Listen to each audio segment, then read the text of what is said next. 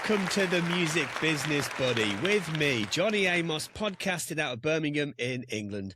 I'm the author of the book, The Music Business for Music Creators, available in hardback, paperback and ebook formats. I am a music creator myself. I'm a music industry consultant, an artist manager and a senior lecturer in both music business and music creation. Wherever you are, whatever you do, consider yourself welcome to this podcast and to a part of this community. My goal is simple. I'm here to try and educate and inspire music creators from all over the world in their quest to achieving their goals by gaining a greater understanding of the business of music. Okay, my guest this week, everybody, I am joined by Amit Dubey, who is from Beat Street Music and Publishing in Mumbai, India. He is a great guy. He's somebody I've been trying to get on the podcast for a while. He's a busy boy, but I've finally found the time to be able to interview him and to just softly grill him on the Indian music market and how it compares to the rest of the world. Everybody, I am particularly interested in the shape and the landscape of the Indian music market for your benefit. Just to give you some scope, right? So in a country of, maybe 1.3 billion as a population, just over half of the people in India are under the age of 30. So what we're going to see from India in the next few years, in the next several decades, I should say, is exponential growth in various sectors, right? Technology, in media, and most certainly in music. So they're in a position right now where actually they really need to kind of get a good hold on how to move forward in their music industry domestically in a big country that speaks multiple different languages. What does their rights management look like? How do they move forward and evolve? How do they learn from other places around the world and build something which is absolutely bulletproof? Well, there's one particular person who I believe is one of the experts in that country to talk to, and that is Amit. Now, I've tried for a while to get him. I've finally got him, as I say, and just to kind of fill you in a little bit more about Amit and who he is and what he does. So he has like 20 odd years worth of music industry experience across metadata systems, across TV, across radio. He's worked at the Indian Performing Rights Society, or IPRS. He worked there for a couple of years and really helped to kind of straighten out some of their collection systems. Beat Street Music and Publishing really helps to kind of clean up on the back end of music royalty collection. So things like rights documentation, metadata accuracy, publishing admin, royalty tracking, recovery, distribution of royalties. These are all absolutely crucial aspects, aren't they? And it would be a real shame to kind of have, the Indian music market really evolve and kind of explode with positivity and then have to work retrospectively to fix their royalty collection. That would be a real shame, right? So instead, it's about being proactive and kind of setting up the right things like blanket licensing, like split sheets, like cue sheet production, all the things that, we have come to know to be a part of our practices here, although, they're not perfect around the world. And as we've discussed before on the podcast, there's a lot of different nuances when it comes to PRO collection, etc. around the world. Everyone kind of has their own little spin on it, but it's so important, right, that in India they get it right. And Amit is one of the people that really gives a very powerful education uplift on this subject in order to make that happen, right? So that is what today's interview is all about. And so I shall play it now. Amit, welcome to the Music Business Buddy. It's good to have you here. We've been planning this for a while and we're finally here. How are you? I'm good. Thank you so much, Johnny. The pleasure is all mine. And I'm sorry I could not get the opportunity earlier and got the time to, join the session. But finally, we are here. Yeah. Hey, Amit, you're a busy guy, right? You got a lot of work to do. It's a busy time. So no, don't worry. I'm just glad that we're here, that we get the chance to do this now. I've got a load of different questions. I've scaled them down to kind of like just a handful, really. But let's start off with this, because I've said this to you before. I'm fascinated by the Indian market, with a population that of 50% of the population under the age of 30, so a very kind of digital native heavy audience. Are there structural differences between sort of what we see in the UK and the US compared to India in terms of like the music rights ecosystem? Yeah. So, what I have seen, Johnny, in simple terms, the music rights ecosystem operates across three layers, as it happens globally: composition, sound recordings, and usage. So over here also that this is how typically it works.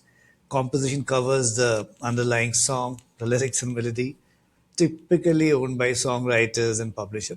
Sound recording owned by the label, and usage is how music is consumed via the streaming platform or public performances, which is where royalties are generated. So that's how the structure part is taken care of. In markets like yours, or US or UK, the structure is very well supported and it's very well established and standardized. Like you have organizations like ASCAP, BMI, PRS for music, and they have a predictable framework for licensing, reporting, and distribution.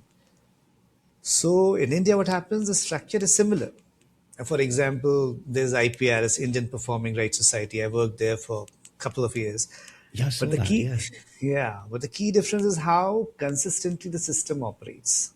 That's the challenge. So the challenge is less about structure and it's more about execution. What I've seen in India, compliance, reporting, and data consistency is still there. These are the things which are still evolving. With time, they will learn because I've done many sessions, workshops with creators across the country, and they don't know what is publishing. That is also a problem. Some know, some people they are aware, but still a long way to go. Yeah. Do you know something that I've talked about before, Amit, is the idea of the music publishing sector. I wish it was called something different because I think a lot of people find it confusing as to why it's called publishing when it's not really Yes. publishing. Yeah. Um, and sometimes like when music creators have that kind of penny drop eureka moment as to like, oh, that's just the song side, not this side. It's being aware of that, it's like it's we expect, we hope that PROs around the world try and collect as best they can, but if the music creators don't always understand the difference between their own rights, that's also a problem, right? True. Yeah, and I'll share a joke. You know what happened? In my visit to a city, I'll not name the creative person Okay. and not the city as well. So they told me, "Will you be publishing a book out of the songs I have composed and written?" So I go, no, dear, that's a different thing altogether. So that's where some creators are, and I must tell you, it's some creators, not all part of the country. But the good part about IPRS, where I have worked and where we initiated many workshops during my tenure, that has changed a lot. People have started attending workshop, be it online, be it physically, and they have started gaining knowledge about publishing. So the new breed of creators who are coming into picture, they know a bit, and the old one are trying to learn. And there comes, the good people who are showcasing the knowledge, people like you who are supporting the artists with your podcast. So these things really help them because they do listen to the podcast. They try to go and check out on YouTube, Spotify, and when they have questions they come back to us because copyright in India is a bit different. There are many layers to it. I'm just digressing a bit from your No, topic, no, but no, it's interesting. yeah, Yeah. yeah, because over here, a composer can compose for any label. There's no restriction, and in the West, what happens if a composer is tied to a composer's, for example, X, and if composer, the label or the publisher Y wants to use him, the the share will happen between two publishers also, territory wise. So the Ah. complexity increases there, but in India, they're free to work with anyone. So generally, if they are working with a publisher for X number of songs, they'll do that. Then they can jump into some other publisher, or simultaneously they work. So that complexity, when it comes to registration of works in societies or distribution, it's very simple. Then also we face problem there. That's the reason I said execution is the problem. They have to put efforts to understand these things. They have to put efforts to type correctly, multiple languages. These are also issues which we'll discuss later. But These are the problem which I have been seeing of late. Interesting. Okay. Yeah. Just you've said something there that's just kind of captured my imagination. Um, do you find in the Indian market that a lot of writers and producers tend to work more on like single song deals or like just a couple of songs at a time? Is that something that you're seeing in India? That kind of that free flowing kind of relationship between writers and producers as opposed to long term relationships? So a yes and a no. Because suppose if it's a film song, a film might have 10 tracks or 5 tracks in that. And depending on the, because in India, the films also have music, songs are there. Yeah. So if someone got the opportunity to compose for a film, that's a big thing because they'll get the best marketing because the actors will be involved. So over there, the commitment will be only pertaining to that particular film. And post Okay. that, there are some publishing houses, the film publishing houses, what they do, they sign a contract for 3 films or 2 films, but they never, stop anyone from doing or working for other filmmakers or other producers of the film. And that's why I said a yes and a no. And they are Yeah. free to release as a self-publisher their works, or they're free to release tracks with any publisher or label for that matter in India.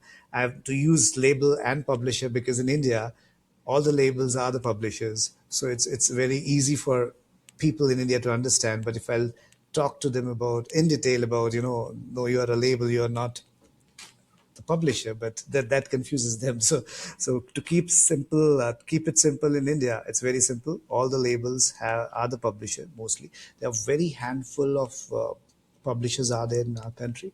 They are specifically they are called publishers, but 99% labels are publishers. Really? Yeah. Wow. That's okay. Wow. I am drawing so many links between what you've just said and other territories. So, I recently spoke to somebody on the podcast who is kind of like a China division for America, and Yeah. and he said that in China everything is kind of like just one business, right? Publishing, management, live, everything's just kind of like instead of like separate sectors within a wider industry.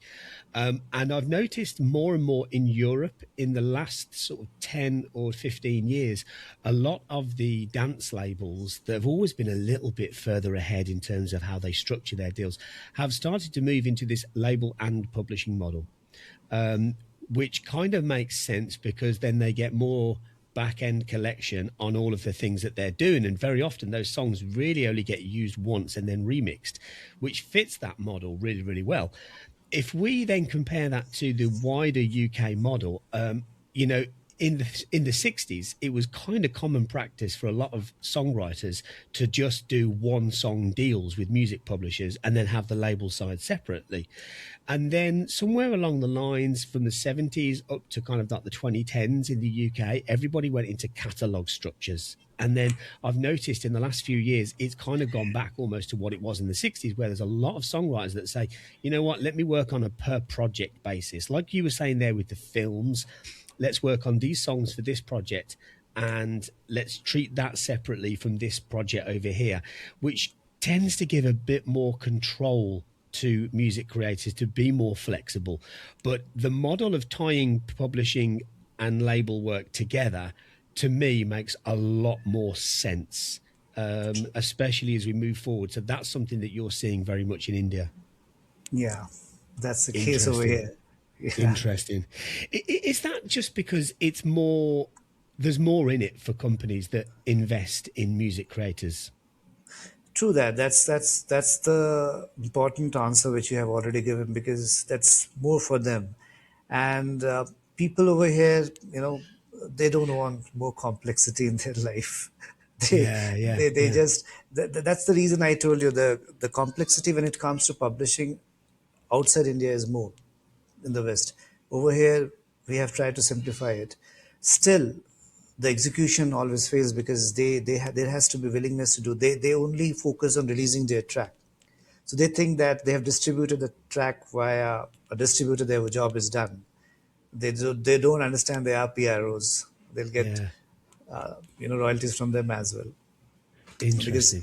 in a country like ours, when I joined IPRS, 2019, I left in 2025. And between that time, from 5,000 members, it went on to 15,000 members. And now in a country like ours, it's very less. You know, it's really, really less. We should have more members in our PRO, because they don't realize that their money is going into a black box, Yeah. because system doesn't know whom to pay the money, even if royalty is collected. You know. Yeah, yeah. Do songwriter members have to pay to join IPRS? Yeah, there is a very, very minimal fee, and that's for lifelong membership. Yeah. In their Okay. website, you can see the details. So it's Yeah. hardly anything. It's rupees 1,200 for a composer author for lifelong membership. It's Ah, okay, that's pretty good. Okay.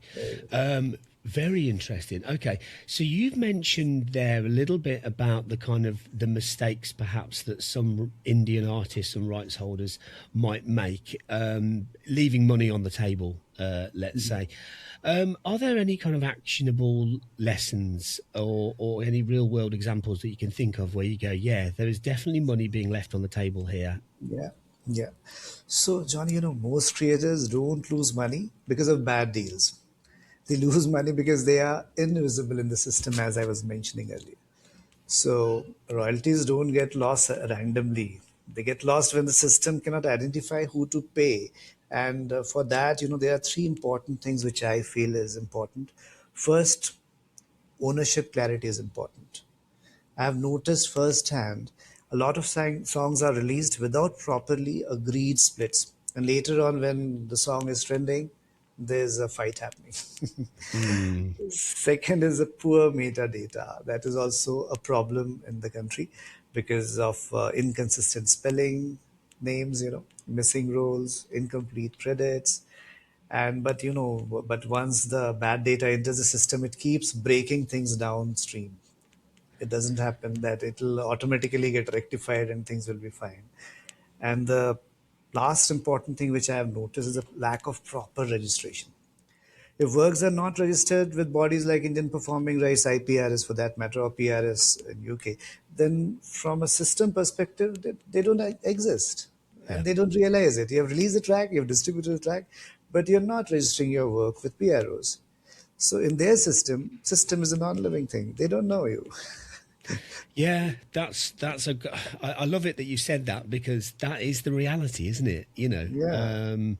I mean, for independent artists releasing music, let's say in Yeah. the Indian market today, what are the things that they need to get right? If we were to have like a checklist of the things that they need to get right in order to be able to collect those royalties, so song splits is crucial, right? You can't get the metadata right without getting the song split, so that should be an early conversation, right? That negotiating who owns what. Yeah. See, if you insist on a set list, what I already told you in totality, one should focus on documenting the proper ownership, the splits. That is really, really important. Because if I keep on giving you the steps and what all they have to take care of, it'll be a long list. But Yeah. in totality, holistically, you know, so they need to ensure these things are maintained, like ownership clarity, which is a big, big issue in India. Then the poor metadata, because in India there are many languages. Out of that, 7, 8 languages are very popular, and tracks in those languages are released. And the scripts are different. But all the softwares in India which we use are in English. So a regional language guy typing their language track in English, they might type in a different word. The spellings might be different. And then some other composer uploading the same track with a different spelling. So there comes duplicate tracks with PROs. They have Mm. to, how to explain. I'll give you one Hindi word that's called kismat. Kismat means the fate. Okay. So during 60s and 70s, kismat they used to write with Q as in queen. Okay. Now they write with K as in king. So this happens. If you don't have an ISRC, you have not they don't bother about ISRC, and you're typing song title with a different letters, then this also creates problem. And I've seen many issues during my period with PROs also, that They think that they have to register all the versions of their track in the system instead of populating the ISRC codes only. So these are also basics that they need to follow. They don't need to populate everything because the composer, author, and the publishers are same. Only the recording, code needs to Yeah. be added, sound recording code, the ISRCs. So these are the things which are changing, which is happening. So I think when the work is getting distributed, that time only if the data is properly ingested, it really helps. But of course, when it comes to PROs, you need the real names because in India, people releases tracks with the name of Kaka, Bachas. So in reality, their real names are different. So like, Beatles. Yeah. Beatles will not have a bank account. There will be Yeah. band members. The same thing in India. So that is how these educations have helped. They have realized, and now they have started during my period. Also, I've seen, and now the labels and the composer authors with whom I do the advisory work and guide them. So they ensure that they provide their alias names, the Yeah. spelling versions, because suppose on Spotify they have some other spelling, they must inform the PROs, because once that goes into the systems, it will be easy for them, for the PRs to track. So these are the basics which all the creators and self-publishers should take into account. And proper registration is important. They think that without registration their work will be done. That's not the case. And one thing I introduced when I was with IPR is that they have to provide validation links. When I say validation link, meant either you have a CD cover, if it's a 60s track and you have not uploaded it yet on Spotify's of the world, or a YouTube link or Spotify link, so that we can validate that it's your track. So Ah. this really helped the PR of the country to check many aspects. In fact, when I had my sessions with CISAC Asian summits in Asia, so over there also I proposed that this should be accepted globally, because I have seen other societies are also facing the problem of duplicate registrations, Oh yeah. because one track is registered by composer, the other by author, and if there's a spelling version or there's a space, double spacing is their system doesn't understand, they accept it. And then Yeah. somebody has to manually do it. So if validation links are provided, it really helps the PROs to check it thoroughly, because the Yeah. names will match, things will be correct. And if there's a different alias name, they can at least email their members and ask, is it you? So there can be a way that the money which is lying in the black box, which will come back to them. So Yeah. Absolutely. That's very exciting because, if we go back to the population thing again just for a moment, like I think to myself, right, in India, you're in a position right now where you could educate an entirely new generation, and they then educate that next generation. That's much like there's an opportunity there to make that happen, isn't there? Given how many young people there are. true, there's a lot Um, of opportunity. Yeah, Yeah, we don't really have that luxury in the UK in the same way. I often wonder if there might be, like, if we look at other platforms and other sort of financial technology tools, if there might be better ways to kind of actually verify identification. Like kind of like like when people get verified on LinkedIn, for example, and they have like the biometric verification yeah. against their authentic, or like maybe like the use of like eye color or eye shape or something like that. I mean, that wouldn't that be amazing? Like to be like there'd be no black boxing, would there? If that was a thing, I know it'd be very expensive to implement, but That's a nice thought, but you know what? The AI has come into play, and what I am seeing over here that AI is challenging the existing systems, the technology part of it. yeah, When Spotify, Apple, or Amazon Music came into play, they prepared the streaming platform as per their vision that these many works will be uploaded or ingested during these many days. Now in a day, it's more than 100,000 tracks are getting ingested. So basically, people keep saying that AI is doing this and that. I say AI is basically challenging the existing system. So what you are talking about, this is possible, very much possible, but we have to first uh, ensure that whatever technology we have to ensure that it is correct. And to make it correct, you have to ensure you have to provide correct metadata. AI understands only data.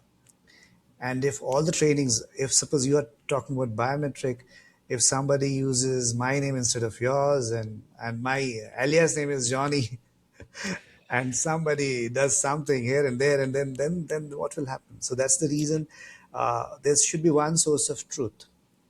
When I see there are many sources of truth, which is not correct, not only in India, globally, I have seen that there are many sources of truth. So, yeah, what you are suggesting is right. If biometric can be implemented, why not?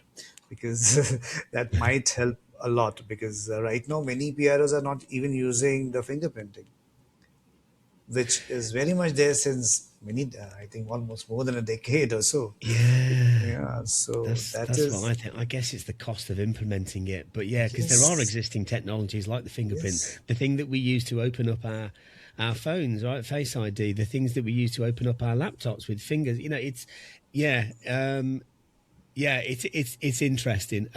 There's been a lot of discussion around kind of transparency and royalty distribution in India. Do, it sounds to me like things are improving because there is that education lift, and it's that's why you are such an important figure in the landscape, because you're helping people to understand the differences between the song and the recording and the ISRC from the ISWC and these kind of things. So there has been progress. There's ongoing structural issues, as there are with a lot of PROs around the world, but you know, what would you like to see? What changes would you like to see going forward? What would you like to see sort of the IPRS improve on, for example, moving forward? I think the right way to look at India is in three parts. One, what has improved? Second, where the system still struggles? And third, what needs to happen next? So, point one, when we talk about what has improved, India has definitely made meaningful progress over the last few years. The biggest shift, of course, is the digital platform. Streaming has brought a level of usage tracking and visibility that didn't exist earlier. Even if you go to Spotify, you will be able to see many tracks trending in the charts. You know, the collection framework have also become more structured with organization like IPRS, as we are discussing, and these are more organized approach. There are more organized approach which are being taken into consideration these days. And one interesting thing which has happened very recently, I wrote a blog also on that. uh, the initiatives like Sangeet Dwar. There was no single licensing window in India for public performances. So Government of India initiated that, and then you can Google out, you'll find that website Sangeet Dwar. It really helps to reduce friction for users. So such initiatives is happening. These progress are happening in recent years. And when I come to second point, what are the ongoing structural issues? Yeah, where the system still falls short is in execution consistency, because this is the core problem I've been seeing since many years. In areas like television and radio, reporting is still not as robust or standardized as it needs to be. And Q sheet, for example, because background rights when it comes to there. Q sheet adoption, I'm talking about here. Q sheet Yeah. adoption is improving, but it's still not fully embedded across the system. Okay. Yeah, that's a really a huge problem in India. And with the rapid growth of OTT globally and regional music, this challenge becomes even more complex because scale increases faster than data discipline. And there has to be a data discipline which is not there at all. So these are the structural issues which I see in India. Yeah, when I talk about the next point of mine, that the possible future reforms direction. So I think improvement will depend on three things.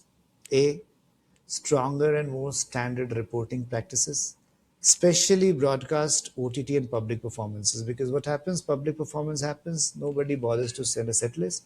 They record the clip and they send, and the PRs will have to listen to the entire recording and guess whose work is this. Okay. That's a problem, yes.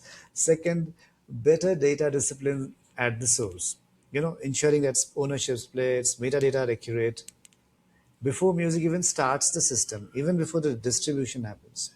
You have to have that discipline. And the C point is continued simplification of licensing. so that user don't face friction in compliance. The opportunity in India is very, very large, but unlocking it will depend on how well the ecosystem can align tracking, data, distribution, all these things. So the direction is positive, but transparency at scale will depend less on technology, I feel, and more on consistency in data and process. So that needs to be taken care of. Yeah. Yeah, that makes a lot of sense. Okay, and you mentioned before as well about obviously like AI impacting rights Yeah. management and publishing and that kind of thing. Final question for you on this, Amit, because I really appreciate your insight here. It's very, very insightful. I want to ask you about blanket licensing. So, you referred earlier to was it Sangit Waha? Is that, am I saying that right? Sangeet is music, and Dwar is Sangit. that means door. Ah, So that's the word the government has used, and I'll share the link with you, Sangeet Dwar. So oh, you no, can thank see you. that's a single licensing window platform. This is a really great move. Of course, they have just started it. There's still long way to go. But instead of taking licenses from different players for public performances for events, there's one window, which Brilliant. was long due. Finally, we Yeah. have that. Yeah. That's a major step. Yeah. So will that allow for businesses, broadcasters, all sorts of different people to be able to just pay one fixed fee and then use whatever they want and just report back on what they've used? Yeah, for public performances that can be used and that will help Okay. them because Yeah. that will be more standardized way of taking license. Otherwise, in India, you have to take license from IPRS, people, PPL, Yeah. RMPL. Yeah. So there are 3, 4 players out here. So that created a ruckus and friction. So better to have one, you can call it a rate card or a Yeah. proper Yeah. structure so that people can, as per the number of people attending the event, they can apply and take the license. Yeah, that makes a lot of sense. That's really, really, really good to hear because that should massively help things moving forward, I would think. Also, there's another. So we talked earlier in the episode about the idea of music creators becoming more informed and educated on the difference between their rights and their duties. But also when it comes to registration, but also there's an education lift for music users, right? The culture, right? The data discipline culture that you mentioned Yes. about, knowing that they need to fill in cue sheets and report Yes. on them accurately. That needs to happen for all of this to work, doesn't it? So I Yeah. think as time goes by, I think that'll just get easier and easier, I would think. Would you agree? It will get easier and easier depending on the policies also. Because when it comes to cue sheets, in India, there's no regulation. Government is not forcing the broadcasters that they have to provide cue sheets to PROs. And broadcasters, they have an argument that they don't get royalties. Wi-Fi will provide cue sheets. So, but in other Asian countries, I've been attending many sessions conducted by CISAC when I was with IPRS. So over there, I've seen in some of the countries, the government, they have the regulation that broadcaster will have to submit cue sheets to the PROs. So I really like that. That's a nice move because otherwise it'll be very difficult, because you imagine you yourself you're a creator also. So when you create a track, you're a creative person, and populating a cue sheet is a tedious job. If Yeah. you have, and in India, when a film is of 3 hours, and there are TV series of 1 hours, so one has to watch it again, and there are thousands of episodes and they have to submit the entire cue sheet. It's a task for a creative person. Yeah. And that's why the broadcasters need to do that. And for that, we need some push from the government, which of course, they have done something. That's why Sangeet Dwar came into picture. And there are good moves being made by the government. So we are just waiting. Things are changing, things are improving. And finally, government is also helping us grow in a better way in India. Yeah. Okay, yeah, that helps. Yeah, yeah, that'll really really help. Sorry, there is one more thing I'd love to ask you about, if that's all right. Is have you? I'm interested to see with again with so many like young people. in terms of like audience and like the average young person's kind of musical tastes, have you noticed any kind of cultural shifts? Like, for example, when you think of like the Indian market or the Indian markets, I should say, because there's so many, it's so multifaceted and layered with different languages, as you mentioned earlier. A lot of people think of Bollywood, for example, and that kind of crossover between music and media and the role that that plays in how people discover music. Is the younger generation Z in India, are they embracing Bollywood in the same way that previous generations did, or have their tastes No. changed? Or Yeah, no, no. Recently, off late, independent music is growing like how. okay, And it's not like only Bollywood film songs will work. In fact, it's going the other way around gradually. If you'll Google out, you'll see many artists from rest of the world are coming to India for events. So in India also, many independent artists are growing. The things are changing, and it's good for us because if you don't support independent artists, you'll not get the variety. And also the way we consume music has drastically changed. The economics has changed, and this also because it brings to an interesting topic which I keep talking about. The economics have changed, not the creative person. People keep saying that these younger guys are creating bad songs, that they are not creative and stuff. I said, no, guy, no, no, no. That's not the correct way of looking at them. Why? Because earlier, if you remember, yesteryears, what happened? People used to buy CDs, albums. They used to buy the entire album, which has 5 songs, 5 singles, or 5 tracks in it, and they used to own that. Now it's a subscription-based model, and number of usage, how many times that song has been played. On the basis of that, money will be given to the artist. So the entire dynamics has changed. So they are pushed by the economics, and that's the reason they are trying to be more creative. There's a Instagram short reels of 15 second, and in 15 seconds they have to create something interesting that people play it again and again. That's a huge, huge task that was not earlier. If you will listen to Indian music of 60s, 70s, 80s for that matter, the prelude was of 1 minute, 20 seconds, 1 minute, 30 seconds right. with no voice, no vocals. But now we have a generation which listens to 15, 20 seconds and decides whether I should listen to this track or not. Yeah. So I think they are more creative. This current generation are more creative. They are pushed more, and they are taking us to the next level. Of course, there are challenges. At times, they just follow the algorithm. This track is working. There's a boon and bane, you can say. Yeah. They just follow the algorithms instead of following their heart. So Okay. that is also I've noticed. But whosoever sticking to the core creation part, to their heart, when they create something from their heart, then any AI or anything which is coming into picture, they cannot replace a human being because they are created via the data which has been ingested in the database. So I feel that it speaks of both. That answers your question. Anything else you have, if you have in mind on this topic, you can ask. Yeah. Oh, that answers the question. That's perfect. Yeah, yeah.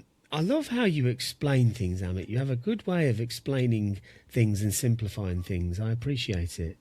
Thanks. It's good. It's good. Okay. Well, thank you so much for your time. You're doing an extremely important job at Beat Street Music and Publishing, and and all of your experience, what you've done at the IPRS, and everything else you've done in your career.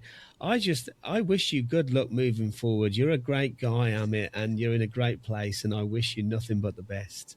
Thank you so much, Johnny. All the best to you as well. And let's see, we can collaborate in future for something and help more creators, because the idea I of would love that. Beats, yeah, the idea of Beat Street is basically not only to help creators who are established, but also to help street musicians. That's a CSR thing which I've been planning since ages. But let's see, that needs funding. So I've been working on that, so that I believe that every street across the globe has some musical talent, and they need Absolutely. that needs some nurturing, and that nurturing can only happen if we people like us educate them. So that's how it is. So that's what I've been trying to do that. Yeah.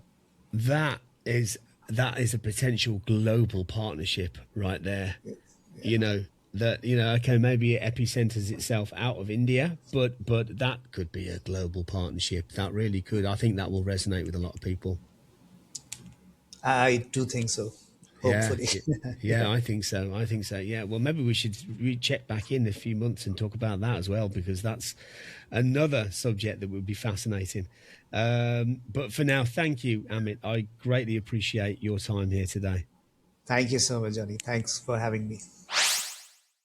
Okay, there you have it. What a lovely guy. What a lovely, lovely guy. He's a family man. He's a hardworking guy. He's doing a very, very, very important job, you know, for Indian music creators and for Indian music publishers and record companies. Wasn't it interesting, by the way, to see that link point between Indian publishers and Indian labels, and how actually they're very often kind of the same thing these days, which actually makes a lot of sense to me. You know, when I spoke to Jonathan Heater recently, from Middle Eight, you know, a couple of episodes ago, about, you know, his China division for the West into China. You know, one of the things he talked about with China was like how, you know, a lot of the music industries in China are actually not separate, right? Live and sync and label and distribution and publishing, it's all kind of under one roof for a lot of companies. Yeah, it makes sense, right? Because, you know, there's a lot of different people that are doing multiple jobs, right? So when it comes to rights collection and metadata and all these different things, so it's interesting to see that the Indian music market has started to evolve in that same way. And I gave a comparison to European dance labels and the way that they do that. Again, it makes sense to me to be able to operate that way. It also kind of falls in line with how independent music is actually connects itself to people around the world, because, you know, you can be your own label, you can be your own publisher, you can be your own manager. It's wonderful, right? But at the same time, sometimes if you do then partner up and work with other professionals moving forward, you know, it doesn't have to be a all in it together forever situation, right? So kind of working on like one song deals or per project deals. This is the way that things are changing and moving forward, right? More artistic control, etc. I think what Amit's talked about today certainly falls in line with a lot of that stuff. So I thank him for his time today. I think he is a very important cornerstone to the Indian music market, and also how it exports, you know, internationally and stuff as well. So anyway, I hope you found that useful. I know I certainly did. I hope you did too. Have a great day. Until next time, everybody, may the force be with you.